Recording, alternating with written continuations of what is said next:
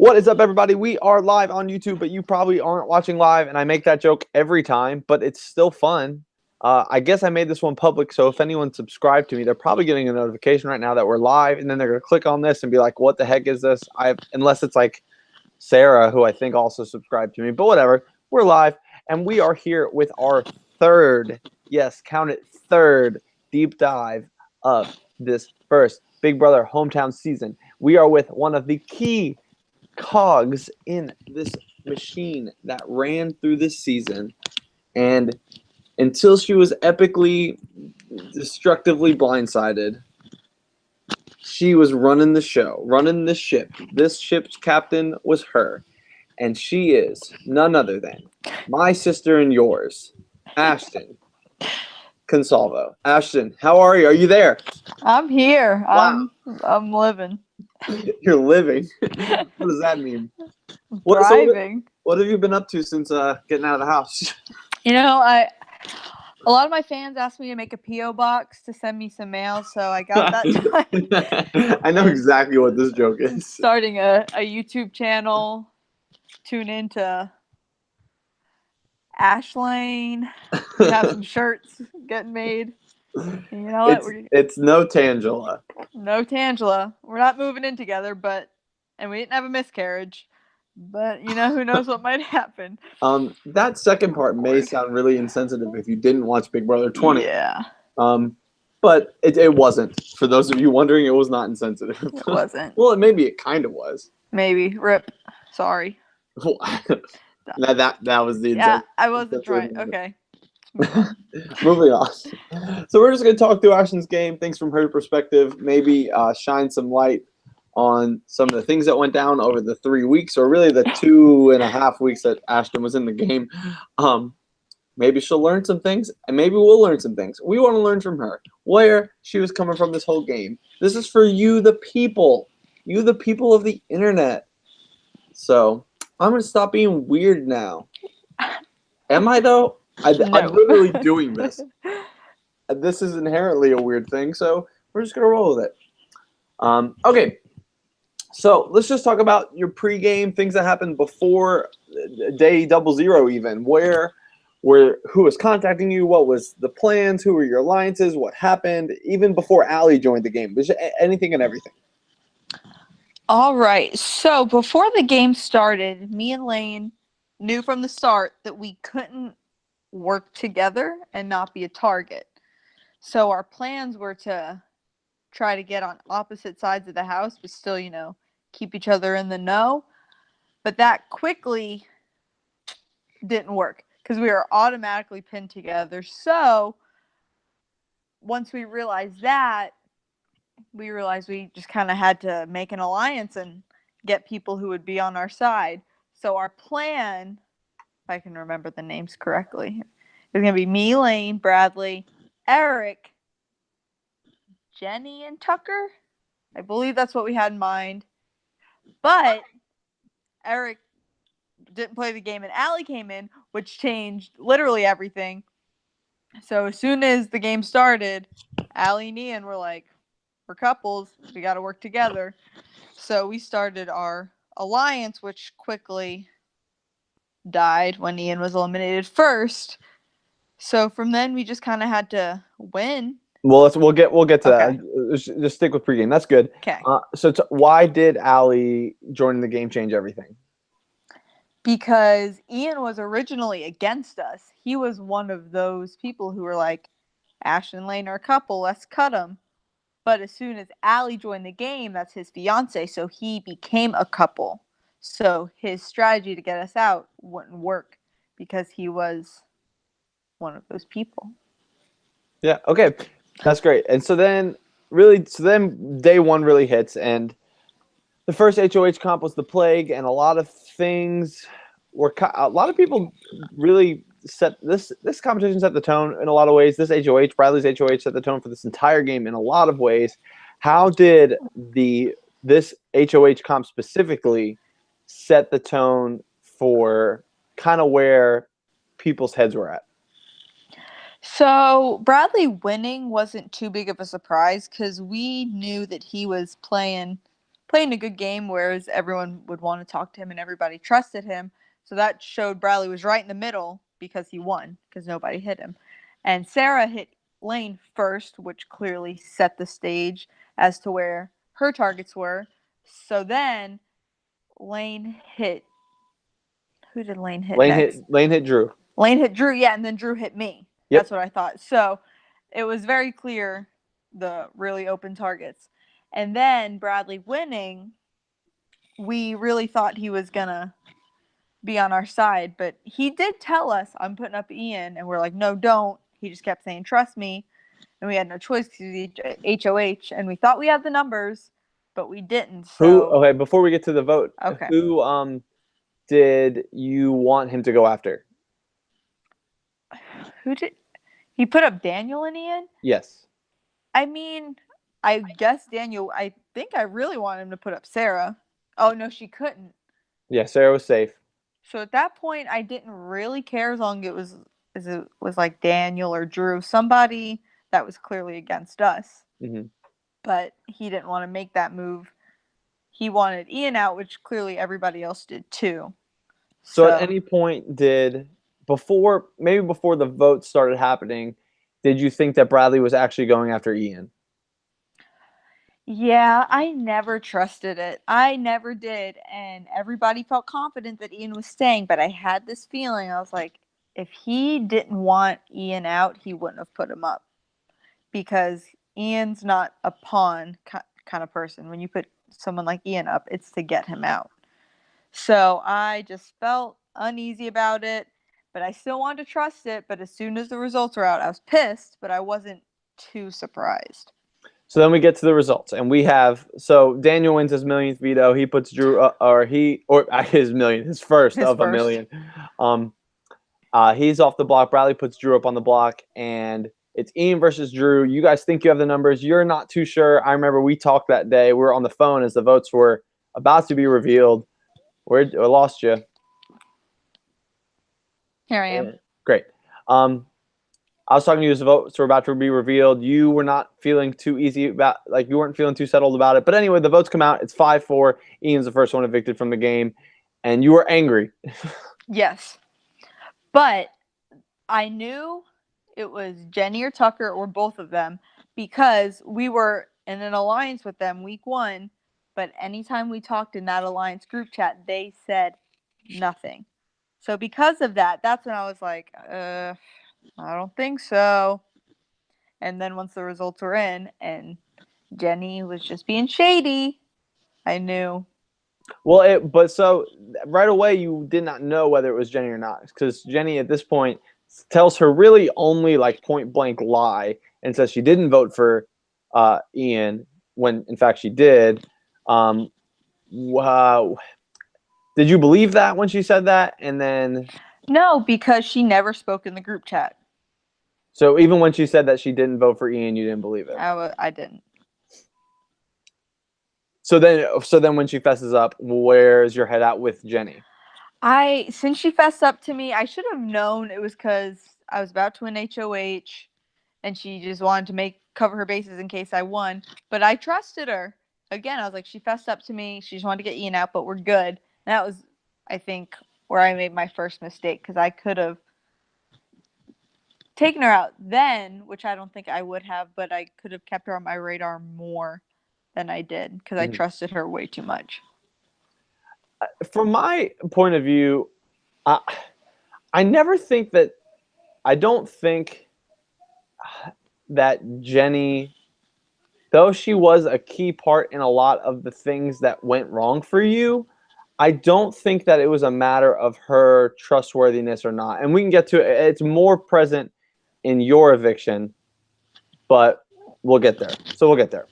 Okay. So I just want to say that, and throughout all of these, people are going to accuse me of saying these things because Jenny's my wife, and that's true. But you can say it all you want, but I still disagree, and I'll tell you why. Okay, we can get there. Okay. So then you do win the HOH. You win you win the scavenger hunt, not destroyed everyone, but beat everyone pretty soundly. And you clearly have one plan and one plan only, and you're going to execute it no matter what, and that is to get Sarah out of the game. Yes, and I played a very dirty game to do that. How so? I put up Tyler and Daniel, neither of them being my targets, and I had to convince Sarah that she wasn't my target. So I straight up told her, "You're fine, you're fine." She gets picked to play in the veto. She's still freaking out. She's like, "Well, if somebody wins the veto and takes himself off, I don't want to be the replacement." And I straight up said, "You won't be." So in that veto competition, you can throw dodgeballs to get somebody out. She didn't throw any at me because she trusted me because I straight up told her she was safe. I won the veto, took off Daniel, put her up. Mm. And she was mad. What's the backlash of that? That's probably something I'm not aware of. She instantly sent me a little snake emoji. And I responded with a little "love you," and I haven't heard from her since. So she might still be mad. Don't know. That is what it is. I mean, she was coming. She can't be that mad because she would have done the same to me. So if she's watching this right now, what do you have to say to her?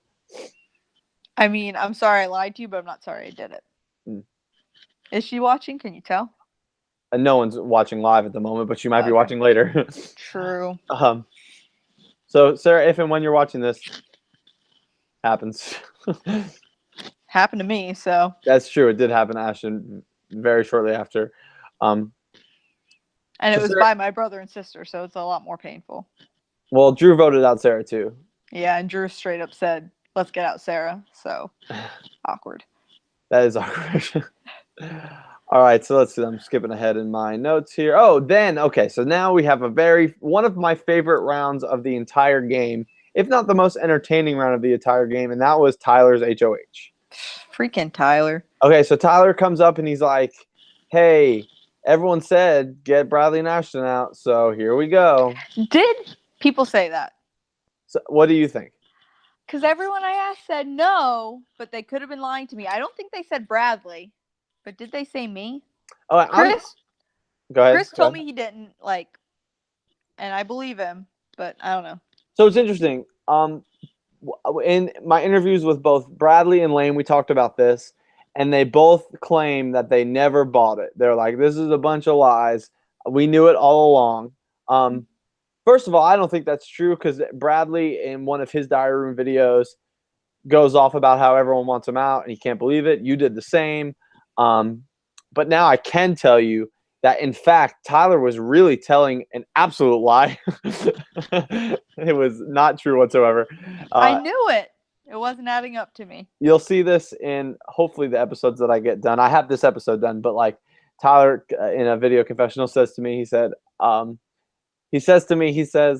everyone came to him with names and he threw them all out the window, nominated 2 people that no one told him to put up, and said the whole house said to put those people up. I think he did it because he wanted to mix things up and have some fun. No, I mean, it's fine. I just didn't believe him. So. Right. But this is actually. Go ahead. It was a good move because it's fun. Yeah, it was fun. So this is actually another interesting round of the game, despite it being Tyler just being dumb and him having no real impact on the game. It actually did have a huge impact on the overall game because Drew wins the veto, pulls you off, which is in that moment. What was there any plans going into Drew once Drew won that veto? Did you try and get him to pull you off? All I did was I was like, because when I won HOH the week before, he texted me and said, "Hey, it'd be cool if you didn't put me up." So I just texted him and said, "Hey, it'd be cool if you use the veto on me." And that was it. Afterwards, I was part of me was hoping he wouldn't, because I'm thinking I would have had more votes to stay than Bradley, maybe. And then Lane wouldn't have gone home. But he got back in, so we're getting ahead of ourselves. Well, we're not. I think we can talk about that. I think so. I don't know. I think it would have been really. Well, it would have been close because the Monkey Alliance I didn't know about, so I may have not had. The Monkey Alliance would have controlled. Let's see. So Lane would have voted. I think Tucker would have stuck with what he did and voted Bradley out. You would have obviously voted Bradley out. Allie would have obviously voted Bradley out. I wouldn't have voted. Sorry. Lane is you. Lane would have voted Bradley out. Allie. And then Tucker. You have Chris, Daniel, Drew, and Jenny as the next voters. Chris keeps Bradley. Drew might have voted Bradley out because Bradley put Drew up. I think Drew probably would have voted Bradley out. It's over Lane, so it's it's over you. I think that you probably would have had enough. I think Jenny would have kept Bradley because of the Monkey Alliance, and Daniel. Who knows? Who knows? Who knows? We can ask him about that. I'm doing my interview with him tomorrow. Freaking Daniel. Which I think is going to be an absolute weird time of my life. I'm looking forward to it. I hate Daniel, but I don't. I hate that I love that I hate him. Take that for what it is. So anyway, then Lane goes up on the block and your replacement is what did you think of that? How do you think that happened? What do you think led to that? We weren't surprised because we had talked about it. We were saying best case scenario is Drew doesn't use it. So we had a feeling if I came down, Lane would be the replacement, and there wouldn't have been a question. Lane would have gone home. We just knew if he was up against Bradley, they would have voted him out. So I was frustrated, but Lane was at peace about it, I guess, because he knew he had the battle back, but I didn't. So I just kind of was he didn't know it until he got evicted. Right. But after it all happened, he seemed like okay. So I was like, okay, I guess this is okay. Yeah, I think that was an interesting thing. What was I going to say? Well, Lane going up, I think I said this to Lane that he really thought that it was the master plan all along, when in reality it wasn't. I think it just kind of happened after the veto, and I think it was a little bit through Jenny and Drew, who kind of were working together a little bit. But it just happened. Right. So Lane's out of the game. There's some interesting questions about this. So Lane's out of the game.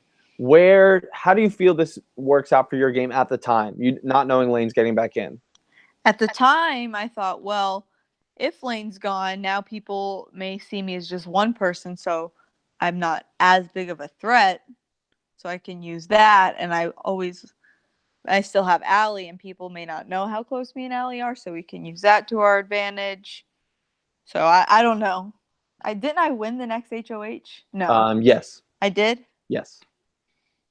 Well, so I think this is the first point we can talk about the game relationship between you and Jenny, because I think that Jenny I think it would be different now with the game having been played in terms of this, but I think Jenny really wanted to play with you apart from Lane, not against Lane, but like with Lane out of the picture. I think she was hoping that would open your game up a little bit more, but it was so short-lived that it didn't really get a chance to happen.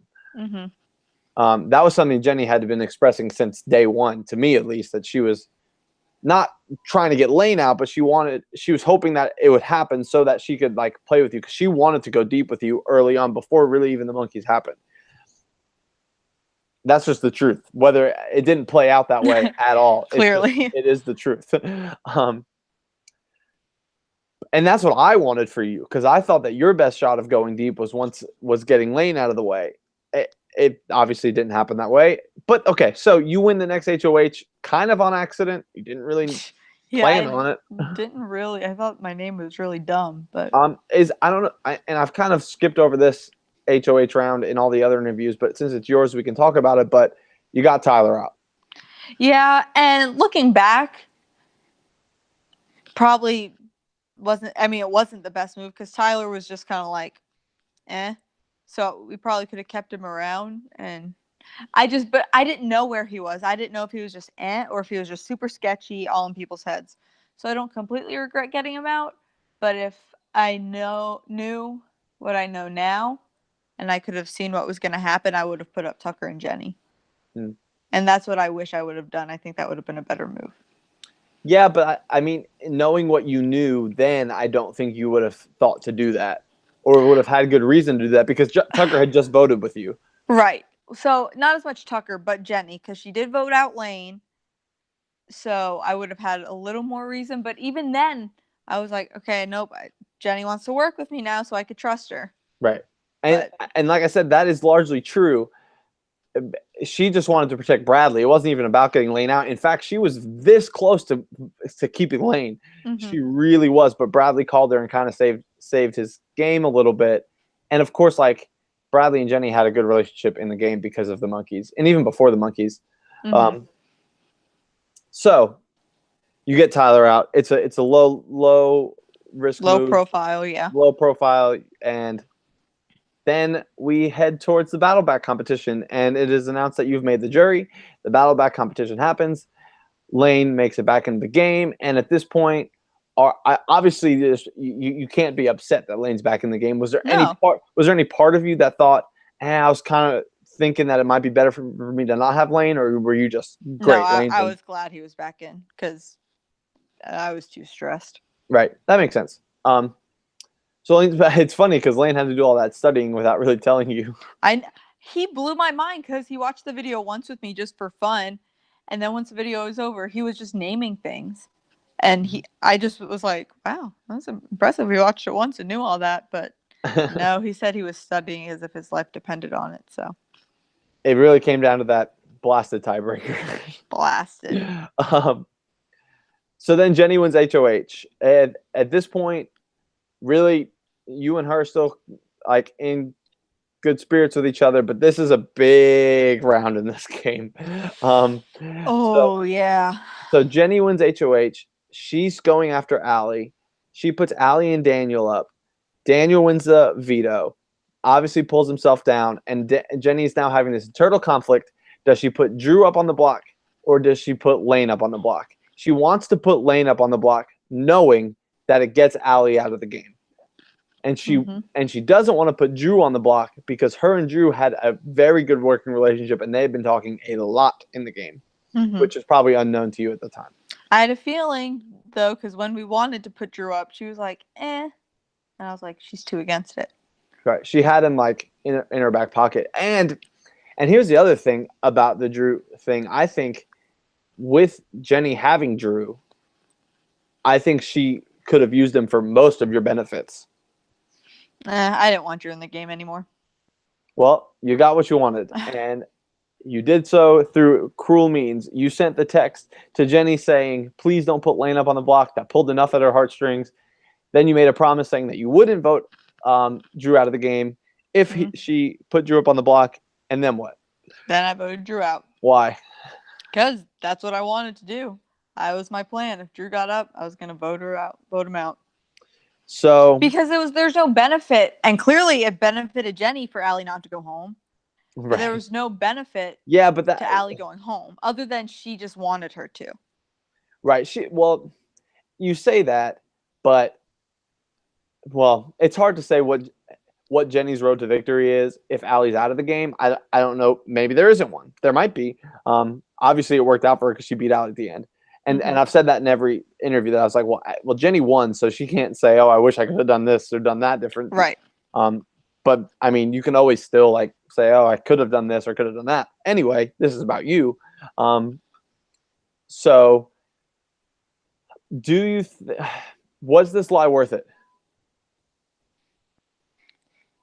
Yes, because I mean, I built a very good relationship with Allie, and I still have that. And voting her out against Drew, I think, would have really hurt her.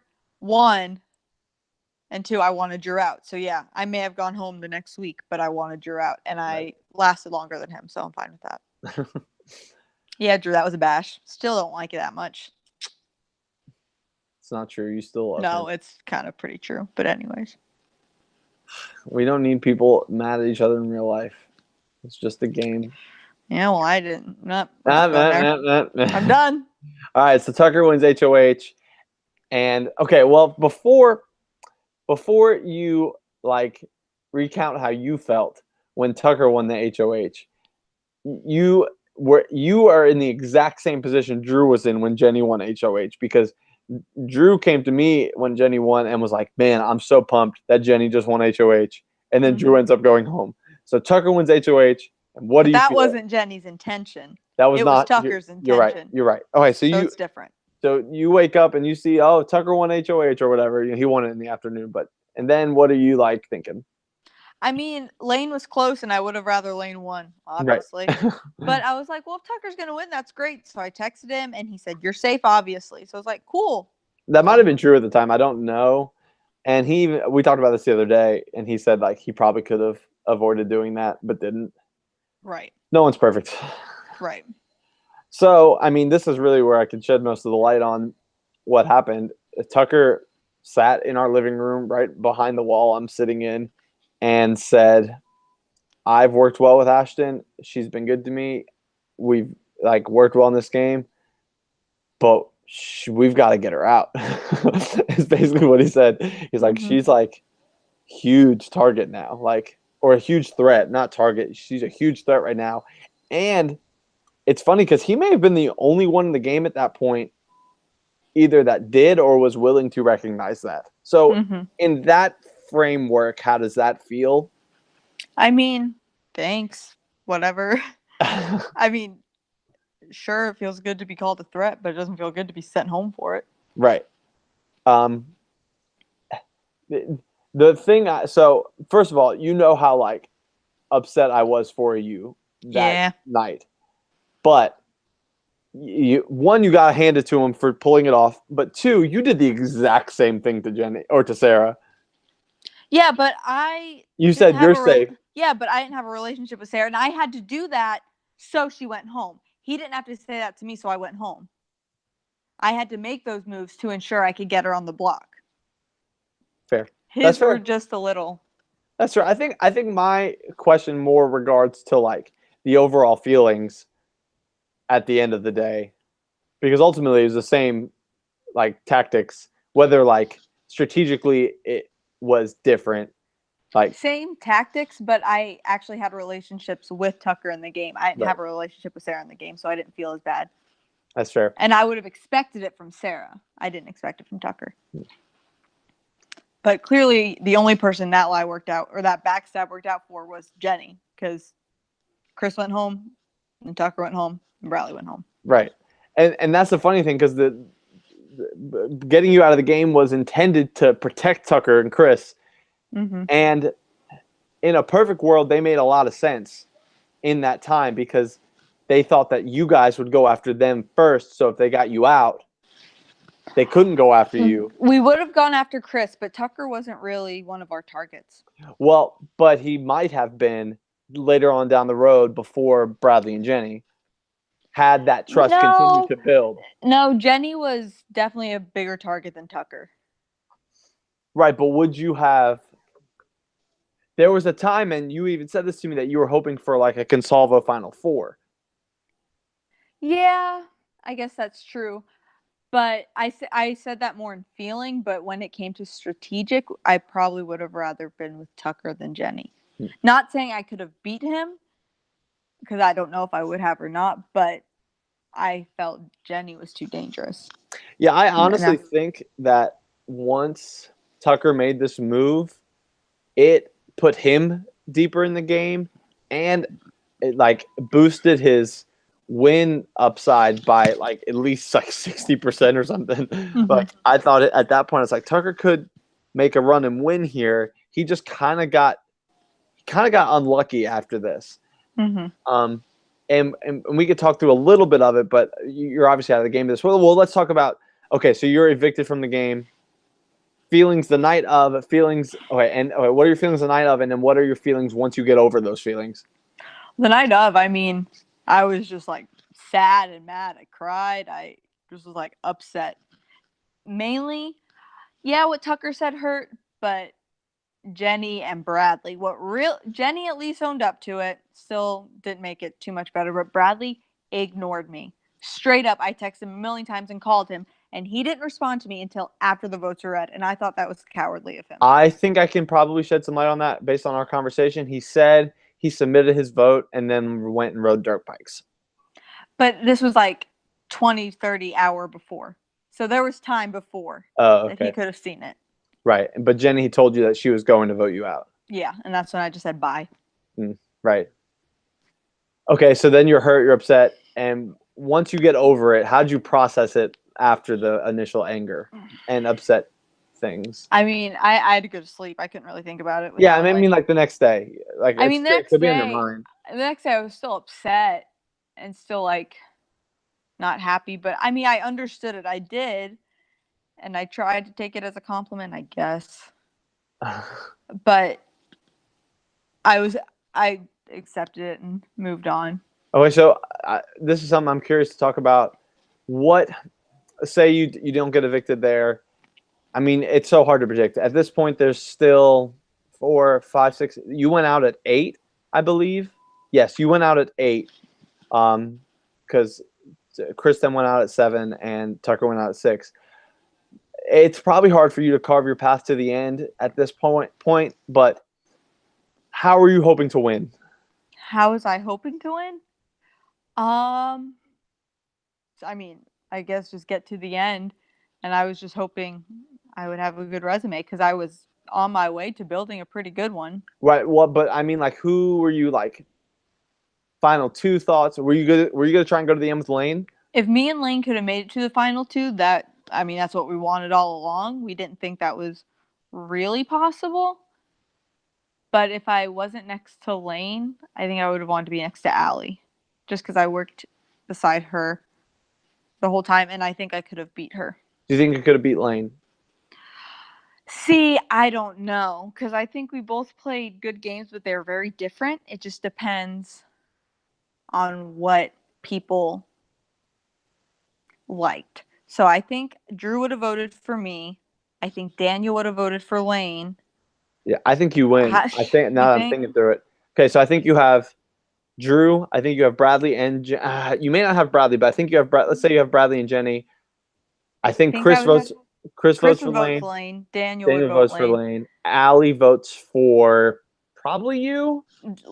She could go either way. I think it's close, but but also close. Like you still would have had 5 or 6 more rounds to build up in another case. So who knows what? And then Lane's game would have been very different than what it was, because once you went down, that's when his game all of a sudden turned around, and all of a sudden Lane could have won the game. And me getting out almost worked in Lane's favor. Almost won the game for him. Lane, I mean, if it not for the final 3 HOH. Yeah, if he would have won that final HOH, he would have won. Yeah, he would have won. Yeah, he would have won. And which is crazy to me, because at the beginning of the game, I said, and I told this to Lane, I said, Lane sitting next to anyone, he loses. And that's just my thoughts from him coming in. But all of a sudden, he built this case, and I was like, Lane could win. Like, very well could win. And I think he would have been, I mean, this isn't, CBS's production of Big Brother, or Canada's, but I don't think a Battleback player has ever gotten that far. Certainly I know none of them have ever won. So I was like trying to reconcile that with myself. Yeah. And so after you get out, Lane wins HOH, which is like the best case scenario, obviously. That is when I actually started feeling better. Low key. Which is crazy, because that was the worst case scenario for everyone that voted for you. Right, because he was going to get one of them out. Lane doesn't another. Win that. Who knows what happens? I don't know who would have been next. He was really the only one that stood a chance. It was the BB Comics, which he once again studied like crazy for, and just destroyed everyone. At least I got my comic. Yeah, that's true. So then Chris goes home, Tucker goes home, Bradley goes home. Bradley goes home, which is crazy. That leaves Jenny left, who of the Monkeys Alliance, maybe you can shed some light on this. And we talked about it with Lane. Why was Chris such a big target for Lane? Why did Lane care so much about getting Chris out? Just because Chris is very smart, and I kind of prepped Lane before we played about how these people play games, and I straight up said Chris is a dirty game player from Cosmic Encounter, but really any games that require those kinds of things. He will stab anyone in the back and not apologize for it.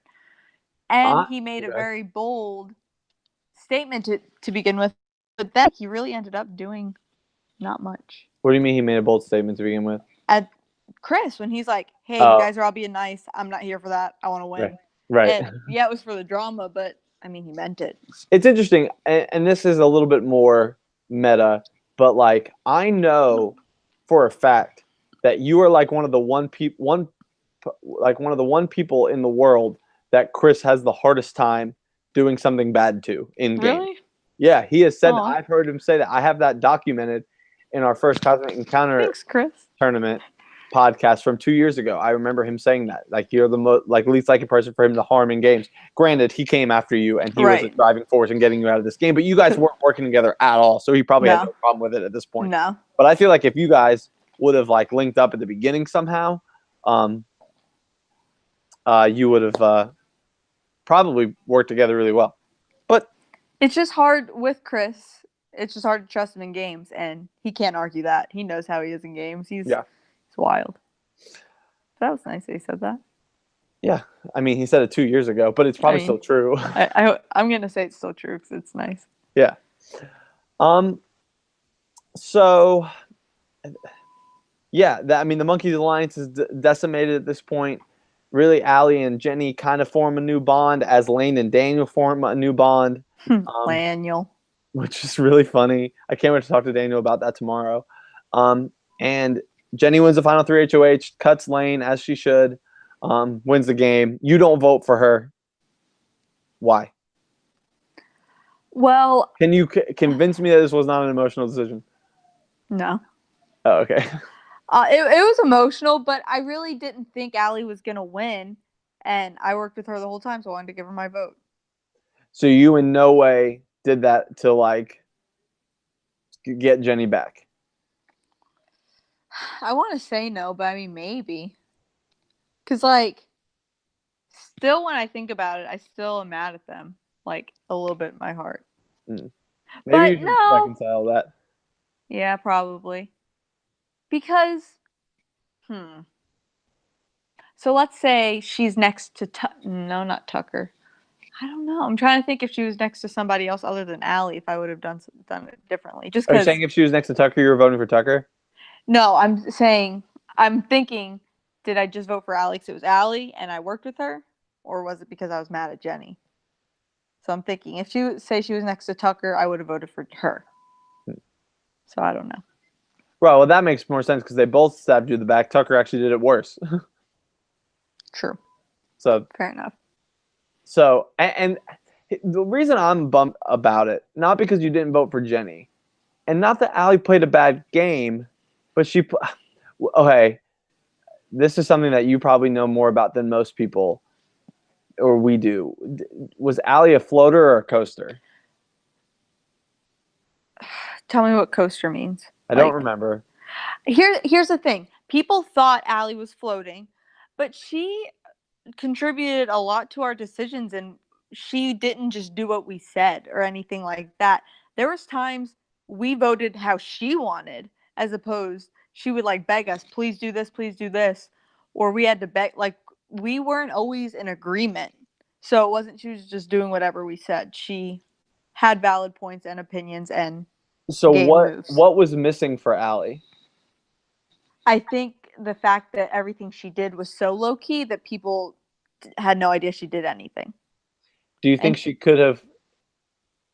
You think there was enough there to get 4 jury votes?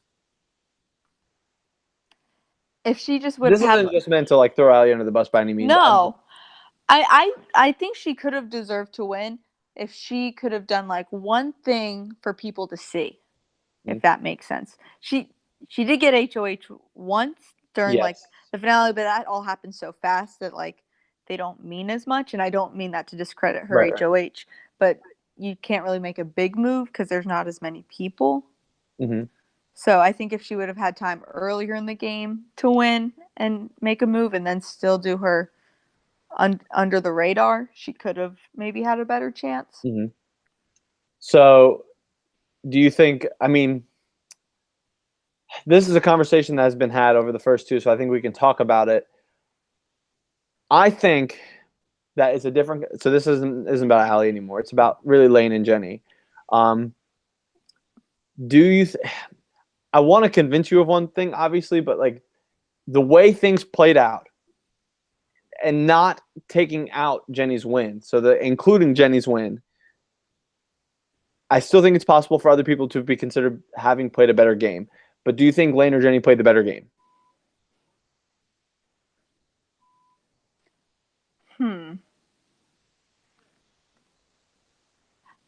Here's what I think. I think Lane played a better game, but Jenny played it better because she was more friendly per se. So she was more easy to forgive, and people just perceive Lane's gameplay as just mean. And with some juries and some people that works, but I think with some of our people it didn't quite settle with them well. But I still think he played better.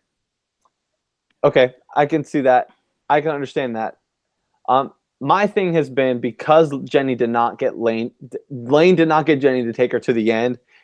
That pushed Jenny over the top. Well, yeah. To winning the game. I mean, it won her the game, but I think it in like who's playing a better game, it tipped the scale because I mean Jenny at that point had getting him out twice on her ledger. I think that if Lane had somehow gotten Jenny to take her to the end, which was like a real possibility, I think it's really close. But I think Lane then like has such the case to I think he would have had the case, and it would have been. I don't think I could have stood to watch Jenny like throw her game away. Right. But I think it's an interesting conversation because I think Lane played a fantastic game considering his circumstances, and I think and the fact that he got battle back, and usually the battle back they just cut that person out right away. He was able to kind of like slide under and then go for like this crazy streak. Right. Yeah. I mean, obviously he made the final three, so. That's crazy. All right, so before we wrap this up, is there anything else that we haven't covered in your mind, off the top of your head? Off the top of my head, just like this may not have to do with it doesn't have to do with my game at all, but just a thought for the final three competition, final HOH, the 3-part HOH, you may want to consider because each round was very similar.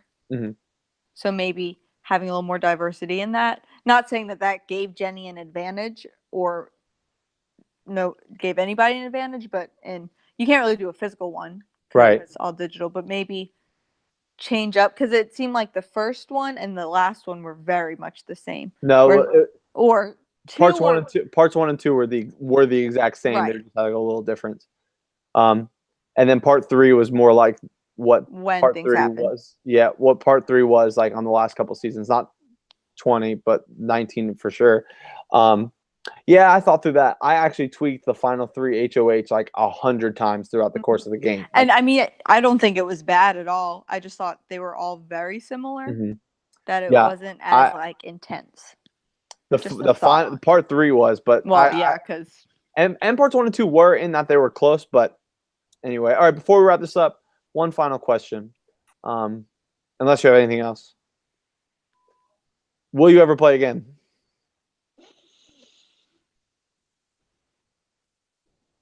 Yeah, probably. I guess. Just with different people. All-star season? Maybe an all-star season or like a complete clean sweep where people don't know me at all. Where I can just go in just a person. Any advice for the next group of players that are about to start the adventure? Like, freaking, I'm sorry for what you're about to go through. Just be careful who you trust. Really. Like, build those bonds, but don't trust everybody. You heard it here. Build those bonds, but don't trust everyone. All right. Well, thank you for Ashton being on this. It's been good, and I'm going to cut this off now because it's late and I'm ready to be done. Okay. All right. Good night, world. Good night, BB fans.